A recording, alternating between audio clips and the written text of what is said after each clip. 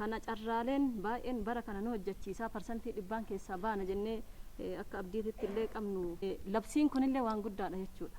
Duraan maal dirqama siin jedha namni mana manatti deemne illee argine jechuudha gadi buune hawaasni rakkoo kenna tajaajilaatiin alatti illee dirqama akkasiin jedhu illee baay'ee ture. Wanni kun dirqama illee ta'uun isaa labsii kanaan gadi bu'uun carraa guddaa ta'uutu natti mul'ata. Kabiraa gaheen abbootiin amantii bahuu qabnu waan jajjaba jechuudha. Hawaasa keenya hubannaan kennamee karaa kanaan gaheen abbootiin amantaa nu taphachuu qabdan hunda isaa akka nu taphachuu qabdan isinitti dhaamna. Kan biraa abbootiin qabeenyaa parsantiin 5 mootummaan illee karoora kabaase bara darbellee gabaasa irratti 30,000 haa jennu malee 30,000 oli naannoo 50,000 inga 60-70 abbootii qabeenyaatti nu gargaaraa ture jechuudha namootaa fi kana ammas gaheen karaa kanaa yoo kan baanu taate parsantii 5 miti parsantii 10 oluu in hojjanna kan jedhutu natti mul'ata. Kan dhiheessii wal qabatan kan mana qoricha hawaasaati tokko asitti sikkomandoo yuuneenii kun galmuma kana jalatti torbaan dhufu yookaan baniinsa isaatiifuu kan isin waamnu ta'a qorichi bitamee akka jedhame galeera hojiin isaa eegalamuu fi kanas mootummaan naannoo Oromiyaa akka fayyaatti kan nu gargaaran qarshii naannoo 500 ka ta'u kennarratti dabalataan kan nu gargaaranidha. Buufanni fayyaa 2 qabna amma buufata fayyaa duraan takkitti qabnu san 2 qabna tokko irratti barana karoorfanneerra isas buufanni fayyaa illee bana isa irrattis magaalaan kunillee baajata qorichaaf nu qabeetu jira biiroonis qoricha nu bitu jira kana walitti daballee furmaanni karaa kanaan godhamuuf deemaa jira waan ta'eef kanallee asumaanii akka abdii kanas akka nuwannoo jettanii fi yeroo gabaabaa keessatti innillee banama jennee yaadaa jirra. Faayidaan inshuraansii fayyaa kennis tajaajila fayyaa fooyyessuuf tokko kan barbaachiseef kennisa tajaajila fayyaa fooyyessuuf rakkoon amma kaastan kana jechuudha. Keessummeessa irratti rakkoo qabna. Akkasuma rakkoon qorsaa jira. Rakkoon meeshaa yaalaa jira. Wantoota kanas sagantaa kanatti hiikaa jedhamee dura gara hojiirra oolchuutti galamee jechuudha. Amma baroota taraniif bara baraan olaalaa deemnu bara kana bakka baay'eetti keessummeessuu irratti fooyya'insa jira. Ogeessi hubatee jira. Dhiyeessii qorsaa irratti immoo bara kana rakkoo jira akkuma biyyaa jettu jechuudha. Wantoota kanneen sagantaa kanaan hirmaannaa hawaasaa cimaa taasifnee furaa deemna jedhamee yaadama waan ta'eef tokko barbaachisummaa sagantaa kanaa kana jechuudha. Haalli adda addaa dhaabbilee fayyaa keessa jiru akka hafu taasisaa jedhamee yaadama jechuudha. Karaan ittiin taasisnu immoo tokko karaa kana. Akkanatti hoggansi abbootiin amantaa hoggansi gandaa ogeeyyiin fayyaas warri dhaabbilee fayyaa geggeessu bakka tokkotti deebinee rakkoo jiru hoo mari'annu fooyya'aa deemama jedhamee eegama jechuudha. Hoggantoonni dhaabbilee fayyaa sirriitti akka irratti hojjechuu qaban immoo carraa kanaan akkanatti itti himaa deemna jechuudha. Itti himaa sirreessaa deemutu gaarii ta'a. Karaa kanaan kan qulqullina tajaajila fayyaa barbaannu kan argannu. Labsiin bara kana sagantaa kana cibsu bahee jira akka biyyaatti jechuudha. Duraan labsiin qabu amma labsiidhaan mirkanaa'ee jira. Labsiidhaan hojiirra oolchina. Inshuraansii fayyaa hawaasaaf utubaadha. Hawaasaaf faaya gatii lukkuu tokkooti. Gatii ishiitiin fayyaa waggaa guutuu bitachuun ummata keenyaaf murteessaadha jechuudha. Bara kanaaf marsaa sadaffaadha hojiin kun eegatti galle.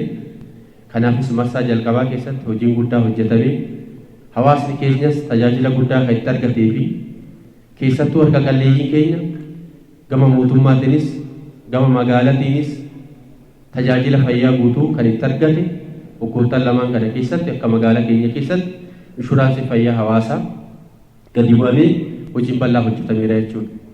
Isa kanaafis hawaasni keenya yeroodha gara yerootti milkaa'ina guddaa magaalaa keenyarraa kaasee hanga xumura Ambassaatti namni yaalamuu danda'eera jechuudha.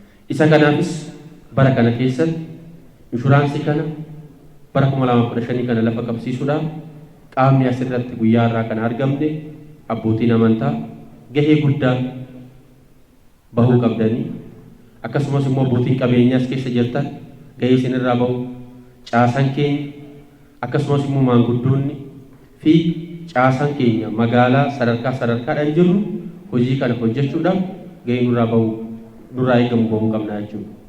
Maallaqa xiqqaadhaan waan guddaa fayyaa guutuu Kan dhuunfa isaa osoo hin taane fayyaa guutuu hawaasa isaati kan eeggatu waan ta'eef akka carraa ta'e immoo labsii keessa galuun kun hundaa olitti inshuraansii akka lafa qabatuu fi fayyummaan hawaasaas akka eeggamu gahee guddaa qaba waan ta'eef hundaa olitti ejjennoon bara kanaa yoo xiqqaate parsantii 100 bara darbe keessatti rakkoolee garaagaraati kan jiran bara kana keessatti garuu oomishaa fi oomishtummaan dachaadhaan dabaleera waan ta'eef carraawwan guddaa qabna carraalee qabnu kanatti fayyadamuudhaan bara kana keessatti inshuraansii keenya karaa guutuu ta'e parsantii 100 akka xumurru abdii qabna waan ta'eef abdiin immootu maanguddoota jirtan abbootii amantaa jirtan akkasumas abbootii qabeenyaa jirtan hoggansa keenya magaalaa fi akkasumas immootu hanga gandaan jiru abdii guddaa isinirraa qabna.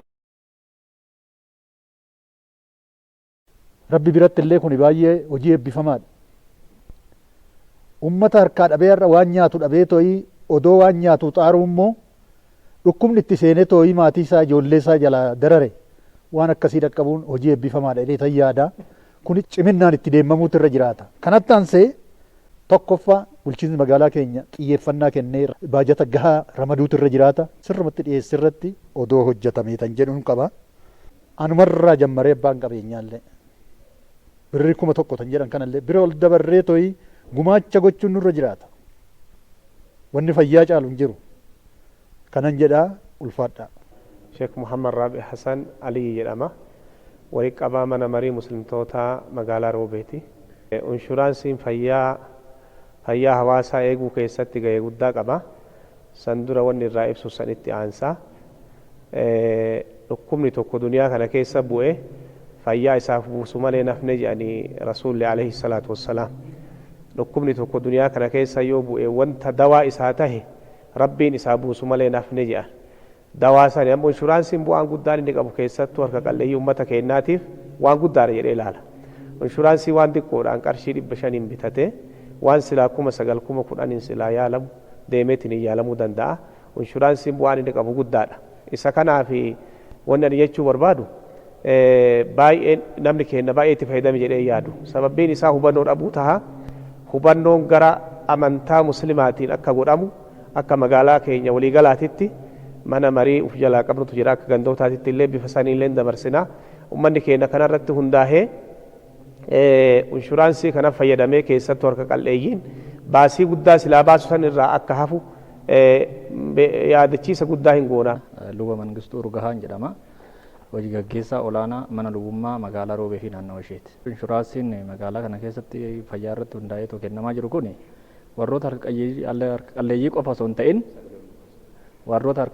osoo hin ta'in namootuma fayyaan isaa rakkoon irraan ga'amu hundumaayyuu barbaachisaadha jechaadha. Nama barataa, nama beeke, nama hin beekne osoo hin ta'in hundumaayyuu kan waliigalatti qabateedha jechaadha.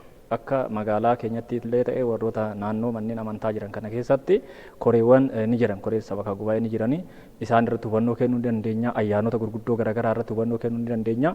Kallattii kamiiniyyuu jechaadha, kallattii kamiiniyyuu warroota ogeessa fayyaa wajjin dhaabbanne dhaamsa kan dabarsuu dandeenya, isaan illee nu cinaa dhaabbatanii dhaamsachuu ni danda'an jechuu barbaada.